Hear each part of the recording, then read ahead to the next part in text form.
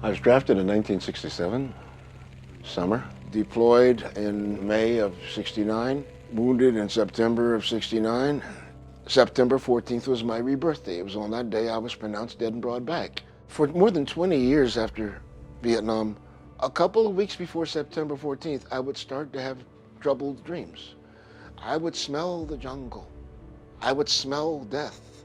And on that day, September 14th, I was in a locked room with the lights out, sobbing in the corner. And by September 15th, it was like a snake that shed his skin. I was free again. And I was on to another good year. But I went through that trauma every year. That's called anniversary syndrome. It's not uncommon. It took years for me to realize I'm still here. And if I die anytime soon, it'll be because of what I did to myself after Vietnam, maybe than what happened to me in Vietnam.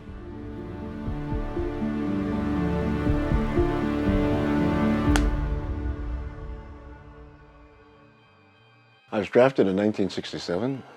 I wanted to be a soldier. I wanted to be tested. My test scores were kind of uncommon. They were kind of off some charts, particularly the language skills. And one of my squad leaders, his father was a general, and they looked at my scores and they said, well, this kid should be an officer. So I found my way to OCS at Fort Benning. The 5 commanders before me lasted 8 months between them. That's 2 dead and 3 wounded. I lasted a little over 5 months.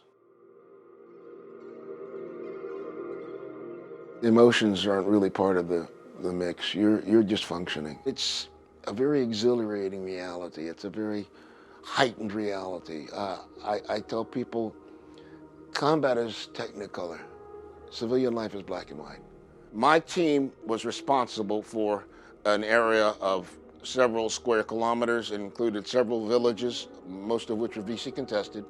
5 months into my tour, we were in thick nipple palm and swamp. And all of a sudden, the world blew up.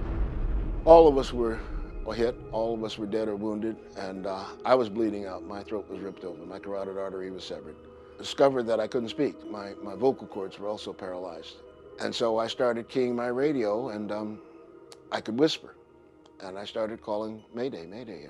When I finally heard that wonderful sound that any Vietnam veteran, a chopper of that sound, a Huey, has a specific sound, and we know it. And we look up. Whenever we hear it, it means help is on the way. I was out of body looking down at myself, and I could see these 2 medics jump off the chopper, and with their scalpels, they ripped through my tiger suit in seconds. I sat there and watched it, and it was like, it was very dispassionate. When I came through the tunnel, the triage tunnel, you know, lights above, I just remember that long tunnel. I had known from the moment I was hit that I was dying and that I was going to die. When I came out of it, I was shocked to realize that I was alive. And I thought, well, that doesn't make any sense. I was brought back to life, and I knew that I had died. Tears just burst out of my eyes. I couldn't make any sound. I was silent. And I described the tears as being the real sign of my humanity. Because I had been shut down emotionally during that war.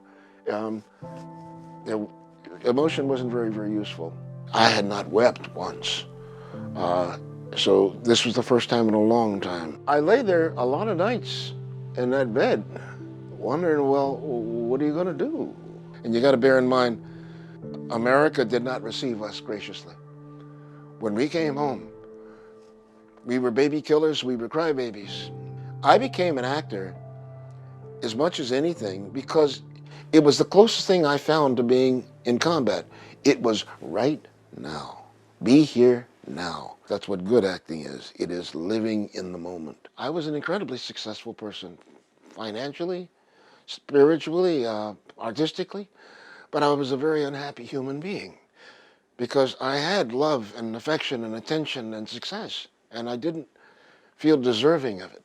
And so I set about trying to sabotage it. And I got very good at it. I had an experience in New York, and it was a trigger. I went out one Easter Sunday morning in New York to buy the Times. And sunny day, a couple of kids come running out of the park across the street, and they run up to me, and the kid pulled out a pistol, and he pointed it at me, and he pulled the trigger. And the gun misfired. And these kids looked at each other and then ran back off into the park, and I just stood there. I go home, I call the police and give them a report, and then I get in a car and drive some cast members to Connecticut because I'm performing in a musical, Mahalia. And in the middle of the first act, and in front of 600 people, I broke down on stage. I just started sobbing and gasping for air, and I couldn't stop. I had to be led off stage. I realized for the first time, maybe I had some shit I had to get resolved. It had never occurred to me before. And that incident was a trigger which began a cycle of depression that I lived with for the next 10 years, until finally I was persuaded to get some help. My therapy really didn't engage Vietnam until 1988. I was diagnosed with PTSD, and my healing began. I live with depression. Some things sometimes are tougher than others. I'm a survivor. I'm a survivor. That's the best I can say. I'm grateful for my experiences. I am who I am because of my experiences. Thanks for your service. What does that mean? You know, I mean, it's one of our memes. I say, you're welcome. You know, what are you gonna say? I appreciate, I know you would like to, you know, you mean well.